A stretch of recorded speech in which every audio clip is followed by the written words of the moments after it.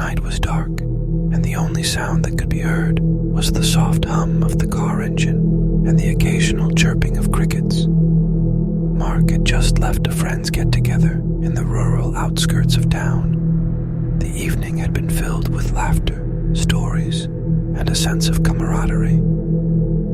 But now, as he drove down the winding country road, he felt a deep sense of solitude. The moonlight illuminated the path ahead, casting eerie shadows on the trees lining the road. Mark turned up the radio, hoping to fill the silence with some music. But as he approached a crossing, a sight caught his attention.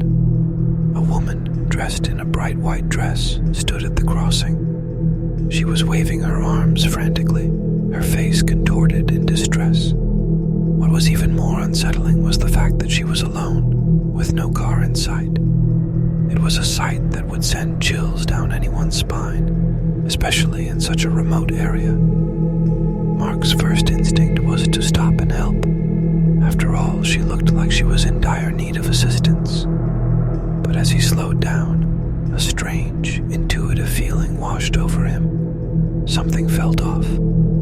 The hairs on the back of his neck stood up, and a voice inside him whispered, "Keep driving." Heeding the voice, Mark pressed down on the accelerator, leaving the woman behind. He glanced at the rearview mirror, and there she was, still waving, her eyes filled with desperation. The guilt gnawed at him. What if she was genuinely in trouble? What if she needed help? The next morning, as he sipped his coffee, he turned on the radio. The news anchor's voice was somber. Alex Sears, 47, found dead in a field near Fiver Crossing. His car was discovered abandoned at the location.